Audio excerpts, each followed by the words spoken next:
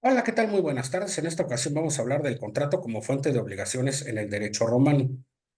Como antecedentes tenemos que en el derecho romano el contrato se consideró como una fuente fundamental de las obligaciones, debido a la importancia que tenía en la vida social y económica en Roma.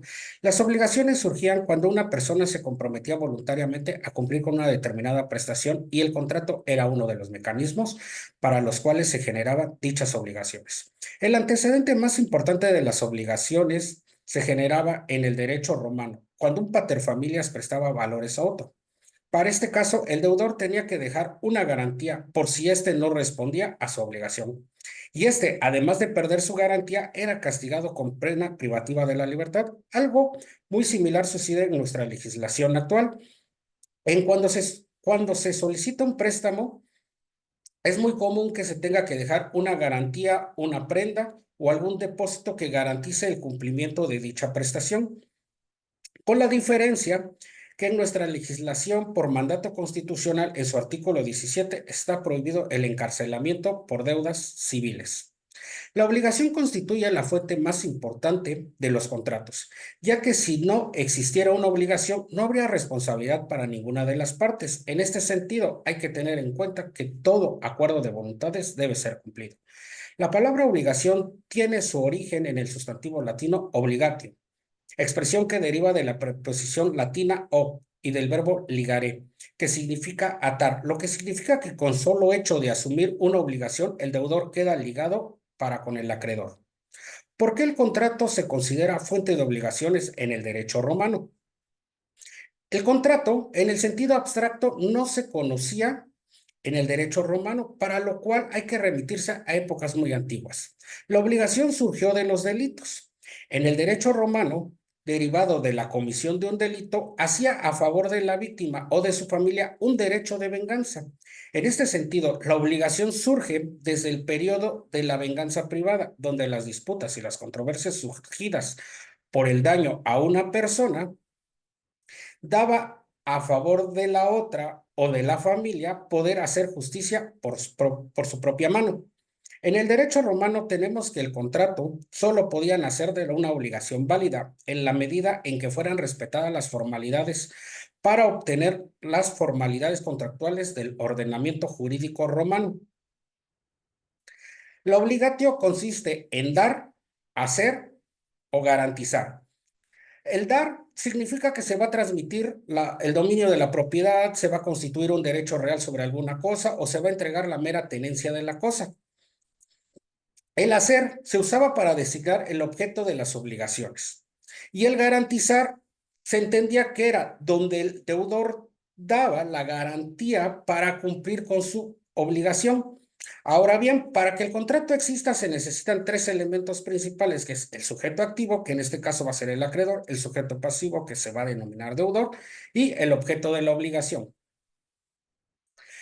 El jurista romano Gallo afirma que toda obligación son de dos especies, las que nacen por contrato y las que nacen por delito.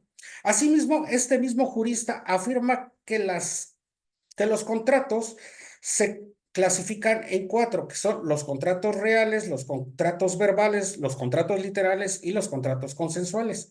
Como contratos reales vamos a entender que son todos aquellos donde se entrega una cosa para ser válidos y cumplidos. Ejemplos de esto tenemos el mutuo, el comodato, el depósito y la prenda. Los contratos verbales van a ser aquellos que se perfeccionaban con la pronunciación de palabras solemnes establecidas previamente en la ley romana. Ejemplo de estos podemos encontrar los contratos verbales de garantía de compraventa.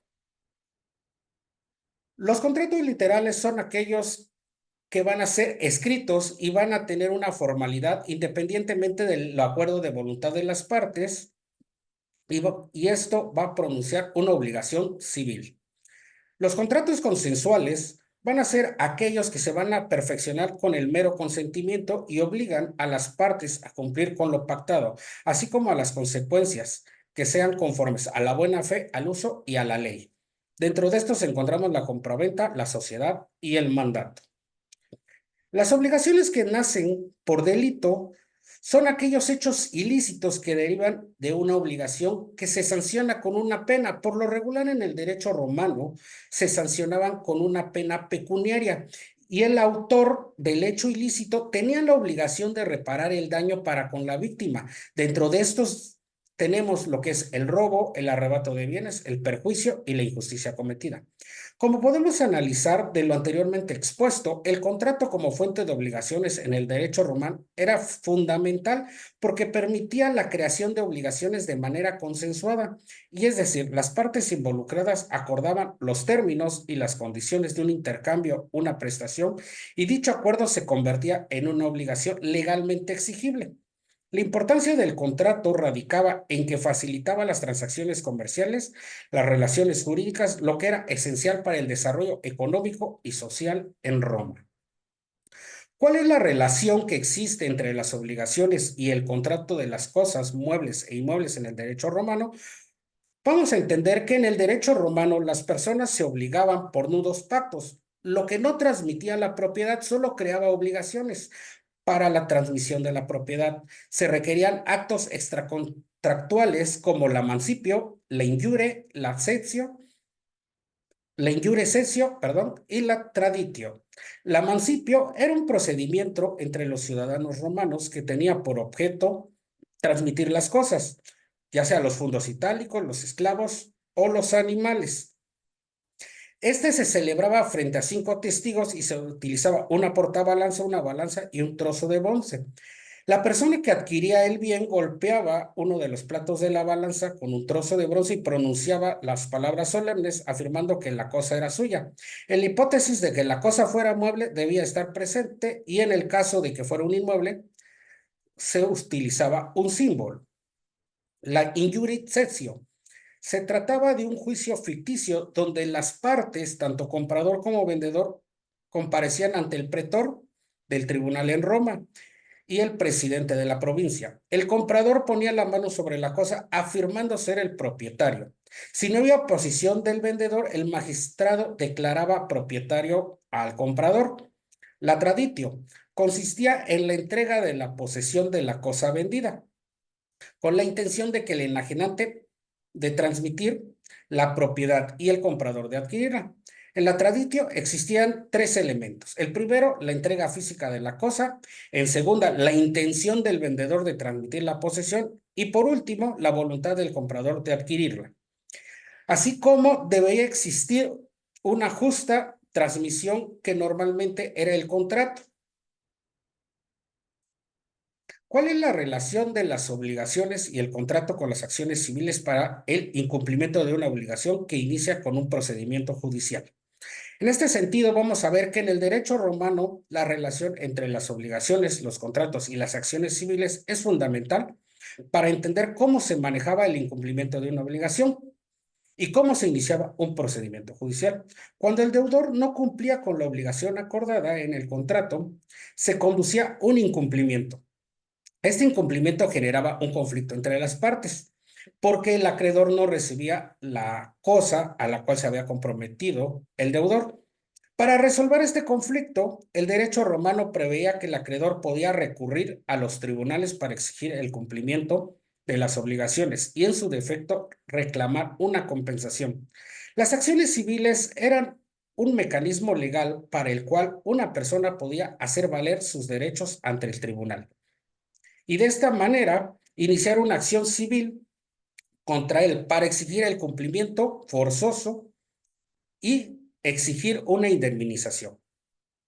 Dependiendo del tipo de contrato y de la naturaleza de la obligación, el acreedor podía utilizar los diferentes tipos de acciones civiles. El actio ex contractu. Esta acción deriva directamente de un contrato y permitía al acreedor exigir el cumplimiento del contrato, así como reclamar daños y perjuicios al deudor. El actio in rem.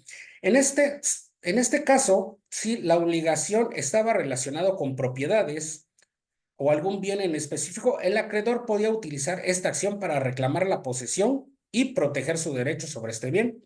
El actio in persona. Esta era la acción más común en los contratos, ya que permitía al acreedor demandar directamente al deudor para que cumpliera con la obligación establecida en el contrato.